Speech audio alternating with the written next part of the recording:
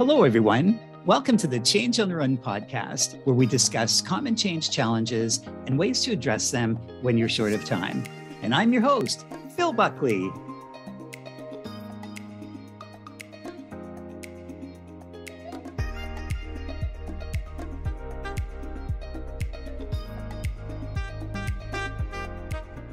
Today's topic is negotiating deadlines. Setting realistic project timelines requires a thorough understanding of the change and the context in which it is being made. The level of change complexity, resource availability, and operating environment are inputs into creating a fact-based calendar for the timing of deliverables.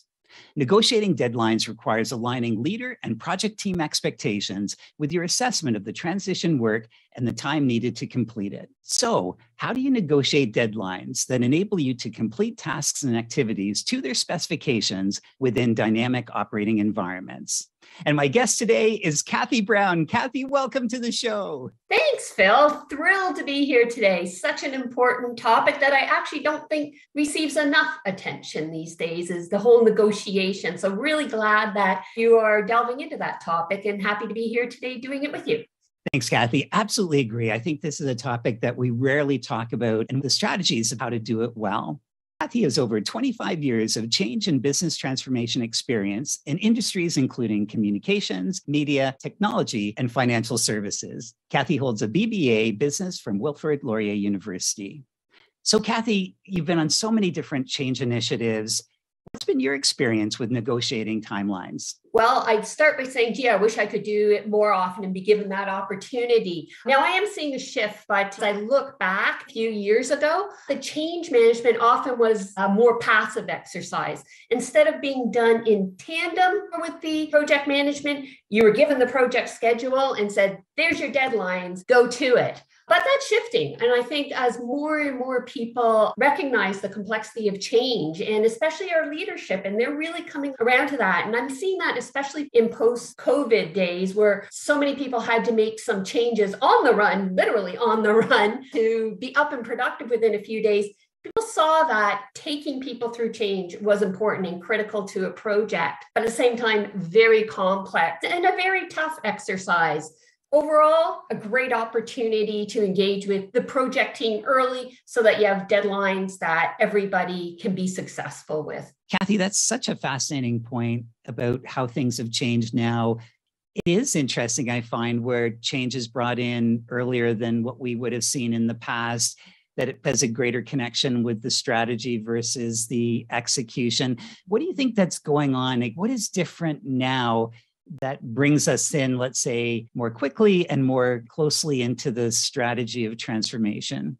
I think it is more sensitivity to the different types of people that you have in the workplace. Workplaces are much more diverse now, and diverse in many different aspects, different backgrounds for sure, different cultures, but different learning styles and different experiences. The whole human resource organizations have done a really good job right from the top all the way down of making us understand that everybody operates differently. So therefore, everybody deserves consideration when you're putting a change in front of them, and especially ones that impact them directly. It's a lot to do with better understanding of people in general and more compassion in the workplace. Certainly. And isn't it interesting now with that appreciation that people are different, people need to be supported through the transition. And then that links back to the amount of activities and support we require versus, hey, just go on a training program and you'll be fine. And then also the time that it takes to do that well. But the whole negotiation part within the project management ecosystem is challenging because change is just one element of the team and one input into the transition. Why is it difficult when we're negotiating for timelines and deadlines and the amount of work that's required and the resources? Why is that difficult? Well, I think it is because of complexity of change. So a lot of those things that you brought up, a lot of people are still learning about change and how different groups go through the evolution of change. But, any change can be, I would say, incremental to some, yet radical for others. So it's really important to understand those different groups and really walk through their jobs, understand what's going to be transitioning for them. As you mentioned, environments are very dynamic as well. So there's change happening around your change. There's just so many moving pieces that you're trying to layer in while you try to understand how everybody is going to adapt. And a lot of it is you're learning their jobs too for the first time, their as is and their to be. So just many, many moving pieces, many different learning styles out there. It all adds up to a lot of complexity that you have to build into giving yourself enough runway to be able to execute it fairly for everybody. But at the same time, you have to be respectful of conflicting priorities that you're going to be looking at. Absolutely. And you talked about sort of earlier times where change perhaps is brought in later and there isn't the opportunity to negotiate. It's more about the plan or here's the schedule and implement it. And I think a lot of the listeners have been in that circumstance as well. In that environment, there is a lot of risk because you haven't had inputs in it. Can you think of sort of the worst case scenarios when you're brought in, you haven't had input? Do you have a story of when there was no negotiation and it wasn't sufficient? What are the implications of that, both to the change team and also to the project? Well, for the change team, tremendous pressure on the change team. You are tasked with the people side of change, and you owe it to all of those people to negotiate the best deadlines that you can for them. Worst case scenario is they are not prepared. They're not adequately prepared. They haven't had time to change. They can't do their job, which could lead to a job loss, could lead to low performance for them, and ultimately the project overall not being successful for the organization. And then that organization just being change adverse going forward. So a really tricky situation when you're forcing people to change before they have the time and the means to do it properly. And it's disheartening if you put people in that situation, people who have been able to perform their job well before, all of a sudden in a situation where they can't, whether it's time to change their behaviors, time to learn their skills, they find themselves in a position where they can't do their job well. And that's demoralizing for an individual who takes pride in their work and in doing a good job. And they all of a sudden can't do that because of this change. So not only does that mean the organization itself might not reap the benefits or be as successful as they hoped it would be if you don't have the people being able to do the job, but the individuals and the organizations are going to be change resistant going forward. You know, as soon as you've had a bad experience with something, the next time the next change comes along, you're going to be starting at a place of resistance as opposed to a place of excitement. And you want change to build excitement. And to do that, you really need to bring people along for the journey and make them see how positive change can be. You raise a great point, Cathy, about how a change, whether it's successful or not, really impacts their impressions of what comes next. And I love the question when you go into an organization and ask, how did the last change go? And that really does suggest how people are looking at change and what they might play into the future of how it's going to go now. And I wonder what happens when you go into an organization or, change is brought in late, and you're given the schedule and you look at it, you do your own assessment, you look at your impact analysis, and you realize that the time that's been provided is insufficient to do a good job and prepare the people so that they can do their jobs well in the new environment. What are your options of managing that with the project team and also sponsors and the leaders? Well, first of all, is there an opportunity to renegotiate? That's, I think, where everyone kind of steps right into. Can I renegotiate this? Sometimes there is, sometimes there isn't, and we can get more into that. But then if you can't renegotiate, okay, are there additional resources that could be made available to you to help you accelerate some of your change? I'm always cautious, though, honestly, when we talk about just adding resources. Change is a process for people to go through, and change takes time. So simply just throwing on resources may or may not work. It may help a little bit, but it's not an answer in and of itself. Another thing that I try to do when I'm presented with a really jammed deadline, look around at the other changes that are also in the hopper for the organization and see if any of those have some flexibility with respect to being pushed out, being rescheduled, just to remove some of the noise in the system. You're going to come into times, though, when none of those options are available. You can't renegotiate. There's no more resources. And the other changes that are in the system could be codependent on yours, so you can't move it. Best thing you can do there, be upfront about the risks involved in the deadlines and have yourself a solid risk mitigation strategy. I always say I want to have a good dashboard to see how adoption is going. And if this happens, then let's go with this. If there's a certain group that's really having a difficult time, how can we help them and hold their hand a little bit closer? Your job at that point, again, is to do the best that you can within the timelines that you have to get the people where they need to be. Unfortunately, like I said, sometimes those deadlines are just imposed. You can't change them. Absolutely. And do you have an example when that happened to you? This is it, and you've expressed concern or just trying to broaden awareness of the risks, but they said, nope, this is it. Can you share with the listeners just sort of the context around that and how you proceeded from there? Sure. In my case, it was a compliance issue. So in those issues, somewhat regulatory, you absolutely don't have the timeline that you would have negotiated.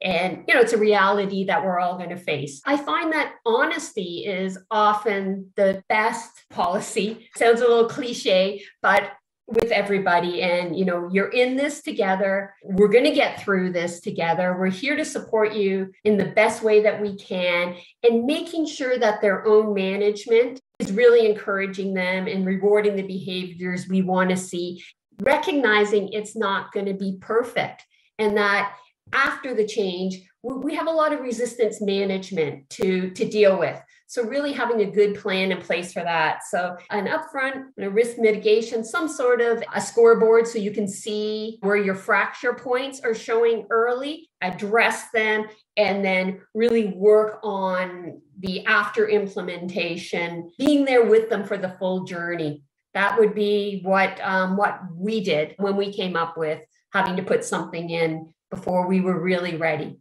And yeah, it's going to happen. It certainly will happen. Great steps. Thank you.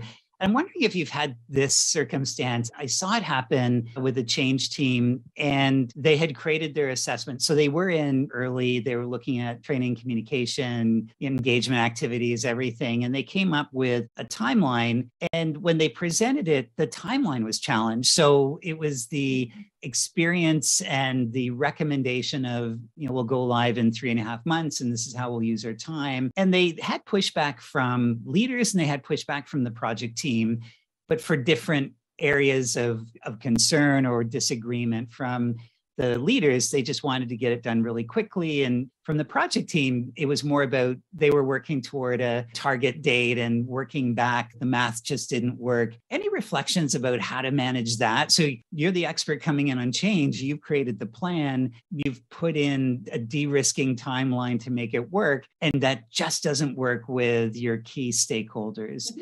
Well, first of all, I wouldn't fly off the handle. I found that that's not really good. You don't want to disengage as the change manager. You want to work with them. So you really want to establish the trust with them. But at the same time, you want to remind them that one of the greatest causes of project failure is not the technical implementation, but the people implementation. They are then accepting the risk with you. And I remind them that they are now accepting the risk with me, that they won't have as an effective implementation as they otherwise might have. I like to be realistic with them. We say it's negotiate the deadlines. So give some options. Be prepared to give options. Say, hey, if we do this with this timeline, this is what we can expect. If we can go to the deadlines I want, here are the benefits that we're going to reap. And then here's a kind of middle road here. So A, B, and C, what are you as an organization, as a leader, as a project team, what are you willing to accept for risk? And I think sometimes just involving them in owning the risk of an unrealistic deadline is quite effective. It's not like you're trying to shift it, because ultimately you own the adoption of the plan. but other people are then involved in the risk of the overall effectiveness of the project itself. Take a step back and say, okay, I hear what you're asking for, and I understand why you're asking for that, but I need you to understand what this means and be very thorough. Make sure you know your stuff. Make sure you know your alternatives. Make sure they are reasonable, well thought out, and mutually beneficial across the organization as much as they can be. Oh, Cathy, that's great. It's the three approaches, the Goldilocks approach of, well, we could do this, this, and this, Yeah. which is amazing. You also raise a great point about talking about risks and shared risks. And what I've forgotten is you get so into your change management team and role that you start thinking in teams versus thinking about the organization change as a whole, where you've got different partners going into it and we're all sharing the risks versus, well, what do you mean you don't buy into my assessment, which has been based on my skill, and it's all ego driven. And I think it does lead into more of a reaction response of being attacked or threatened versus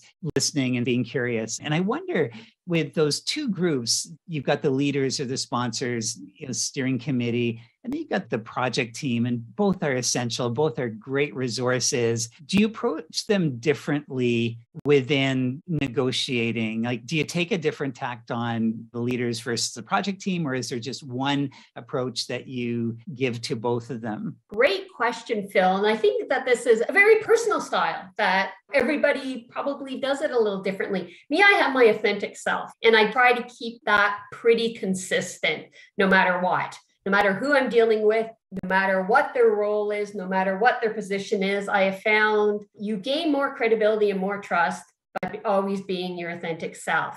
That said, I also like to understand what different people's motivations are in the project, what's really important to them, and speak to that, not to appease to their ego so much, but just to say, I understand where you are coming from, and I want to make you successful. Like I said, I don't care what or who they are, whether they're the CEO or the summer student. They're all important, and they all have an amazing role to play and a critical role to play in the success of the project.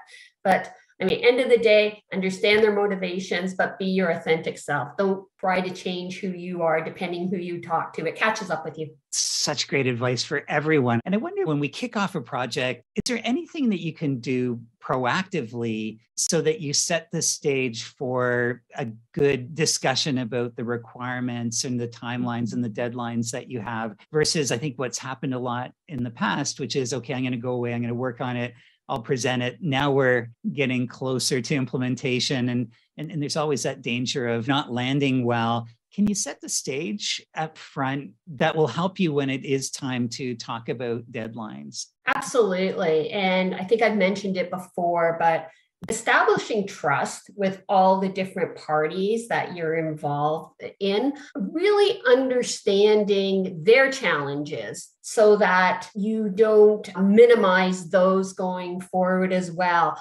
When you show to them that you're part of the greater team, yes, change management is what you're personally accountable for, but you see yourself accountable for the whole project. So really have a great understanding of the project in general, the approach they're going to take, the challenges that everybody is going to be experiencing. I think if you go into that with that level of knowledge and with that sense of compassion and thoughtfulness, it really goes a long way into them being caring and compassionate about the role you play too. It's just really immersing yourself in it and coming in prepared, establishing that trust early on in the cycle so that they know that you are committed to the project as they are. I think that's the best thing you can do. Certainly. And your point about really spending time with the other stakeholders and establishing trust and creating that team is so important. But I think there's so many factors that lead us into tasks versus leading us into relationship building. For the listeners, could you share just a couple of things that you do when you come on, so that you do spend time with people and set that stage for we're all sharing the overall success of the project? Because I think it would be really helpful. And for me too, because I fall into that rabbit hole as well. No, Absolutely. I try to meet them all individually and informally and really ask them what their experience with change and projects have been. I really have an understanding of where they're starting from. And even beyond talking business, what is their experience with change just in life in general? Because it is all interconnected. I try to get a good cross section of people that I talk to. I think it's really important not to just knock off the people at the top and make sure that you have their support. You need the support across the project team. I think the more open you are to asking them questions and understanding where they're coming from, it really just helps them accept you as really part of the team and really respect you. You are really there looking out for everyone's best interests. Oh, that's so many great tips. And based on those conversations that you've had, did you ever adjust how you connected with them? Once you know this person, she's had not a great experience in change. And then the next person, they've had a great experience of change and it's worked really well with them. Do you adjust your style based on what you know to be true about them? To some extent, yes. When I have somebody who's either had a bad experience with change, or when you can really pick up on the fact that either they don't have time for the change, like you can tell when you talk to people if they think that change management is just an activity of training, communicating. I really then, with those individuals, say, will you let me share with you some elements of change? So sometimes I think part of the role is then educating people on change. It's to be tricky. You don't want to insult them. You don't want to lecture them, but I do watch with the ones who are, I would say, are more resistant to the overall discipline of change management, that I want to bring them on the journey. I want to include them more, and I want to make sure that I'm there for them as a resource if they do have more questions. I haven't come across it a lot, to tell you the truth. I think people in general are being trained or being developed to be more compassionate and thoughtful, but you're always going to have individuals who are just of the opinion, of the mindset, we just tell people what they're going to do. The biggest mistake I believe you can make with individuals is to try to show them up in a meeting. I will usually take them aside and just say, can we have a conversation? Can we have a coffee, virtual coffee these days? Can we just talk about this? Because we have differing views here, and that's okay. But can I just explain to you why this is the approach I take? And let me understand from you where you think that I'm spending too much time doing something. Like, let's talk it out. But like I said, you never want to do that in a confrontational manner. I think it goes back to the relationship building and the trust. And as you say, embarrassing someone in that knee-jerk response, I don't know if you can ever repair that relationship when you've embarrassed someone in front of their peers. Absolutely. And it's hard because you're sitting there thinking, I can't believe this. Like they are insulting me, but you can't take it personally. It's, again, the environment either that they've been exposed to, the experience they've been exposed to. So don't take it personally. Just try to understand. And as you say, don't have that knee-jerk reaction in the meeting like, oh, you're kidding me. But that's not going to go well going forward. Oh, I know. Actually, over the years when I used to do that, and I train myself now, I say, whatever they say, Phil, you're completely off base. And that's how could you say that? I train myself now to say, thank you for your feedback. I really appreciate it. And it gives me a buy time to kind of get over that emotion. Yes. And I move forward. And I wonder what happens when everything's good, you're going through the project. And as we know, and especially in these longer, larger initiatives, things change. And we didn't know it, or there are external factors, or COVID, or whatever. Mm-hmm. And it's going to change your deadlines, but there might not be an awareness of how significantly they're going to change. So more time, whatever.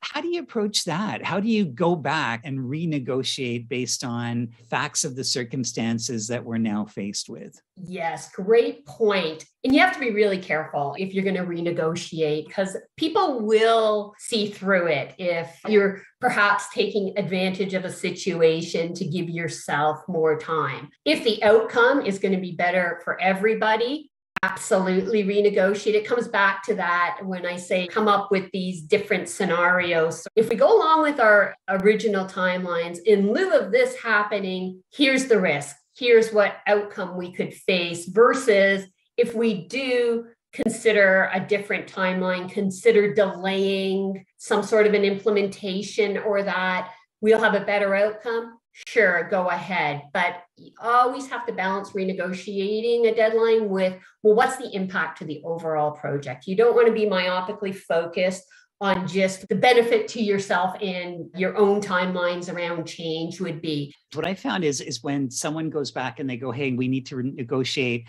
it sets a certain tone. Okay, we're in a negotiation now, where I love your approach of, well, we can continue going as we are now, and this would be the impact, or there's some options to consider. And I just think it's such a different conversation. It's more about an awareness without trying to pitch. It's just more awareness of this is where we are. Do you have an example of trying to do that?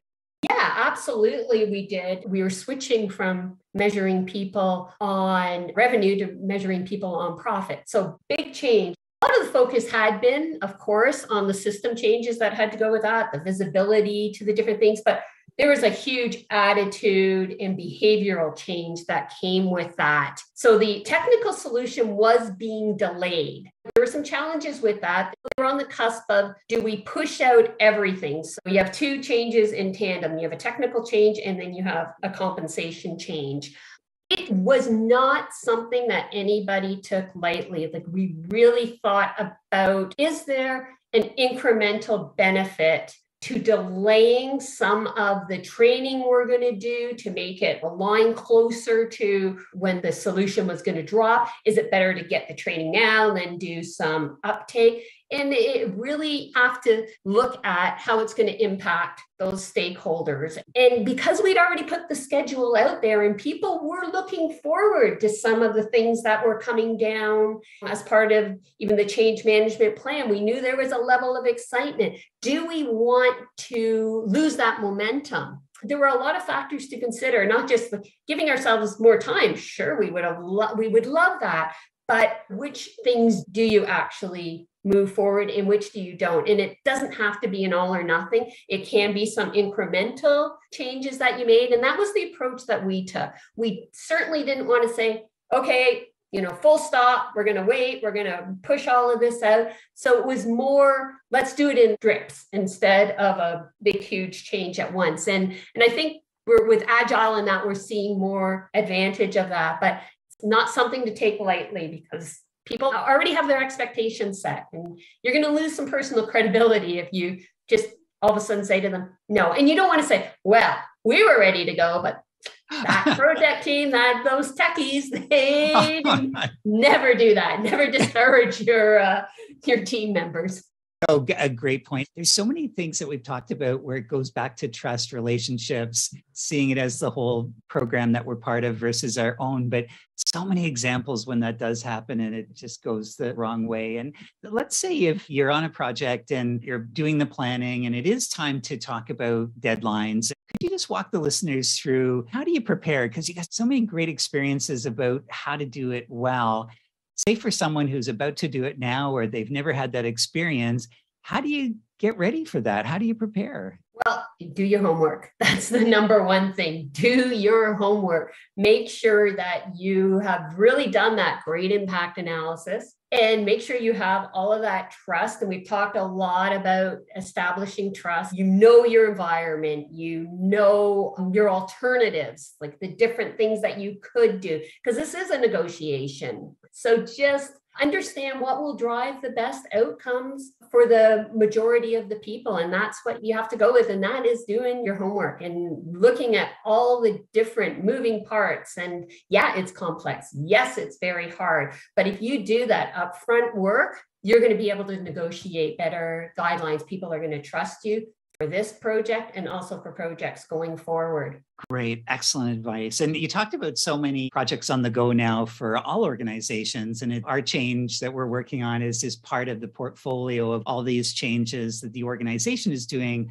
in the spirit of change on the run. If you only had time to do that one thing, the one thing that would give you 80% of the results in 20% of the time and effort, What would you do? And it's a very theoretical answer. I would say it is that impact analysis, because that really enables you, forces you really to understand every component of the project, every impacted group, everything that needs to change and how you're going to change it. I typically spend the most time on that. And there's tons of models out there and there's great examples of them out there. It amazes me when I'm brought into a project. And that's the first thing I ask is, oh, can I see the impact analysis? And you can tell those who have taken the time and those who just give you the groups, oh, these are the groups that are changing. And in the success of projects I've seen are the ones who have taken that time upfront to really focus on that. That's such a good answer. And if you know the impacts as well or better than the people being impacted, that's your credibility too. Those are your facts that you can use, which is outstanding. And all impact assessments aren't created equal. As we know, some are amazing and then some are, let's say, light. Right. Don't make it a check mark. Yeah, absolutely. We've done our impact assessment check. And just as we close off the show, do you have like final thought or a reflection or something you'd like to leave people with? Just acknowledge the responsibility that you have to the people. We talked about how it can have devastating results if the deadlines are not reasonable for people and they don't have a chance to really adjust. You need to be kind, you need to be understanding, you need to be patient with not just the people that you're representing, but with the complete project team. And, another thing I say, think about change management and negotiation deadlines beyond your work experience, in your life experience, because it's all the same thing. If you bring people along on the journey with you, and if you're realistic on your expectations of them, you're going to have a lot less resistance. You're going to have people who want to be successful with you. So it really is that. Just understand that important critical role that you play with the careers and just the future of others. Great advice. Thanks so much, Cathy. And how can listeners get in contact with you? I'm on LinkedIn. You're Cathy Brown. I mean, I know a very unusual name to find, but search Cathy Brown on Change Manager. I think I've tagged it with mine. I can provide my email if people want it. It's B like Brown, Cathy with a C, 188@gmail.com. Thank you, Cathy. We'll put both of the contact details in the show notes as well. And I can't thank you enough for being on the show and sharing your experience and your advice and stories. It means the world to me. Thank you so much. I've really enjoyed it, Phil. It's always great to talk about change. I'm available anytime to talk about change with people. It's a passion of mine. I'm excited that more and more people are embracing change and change management. Oh, absolutely. And I can feel your passion. Thank you again. And for the listeners, I hope our conversation has given you some ideas for the next time that you're negotiating deadlines for your change initiatives. Until the next time, I wish you all the best as you continue to lead change.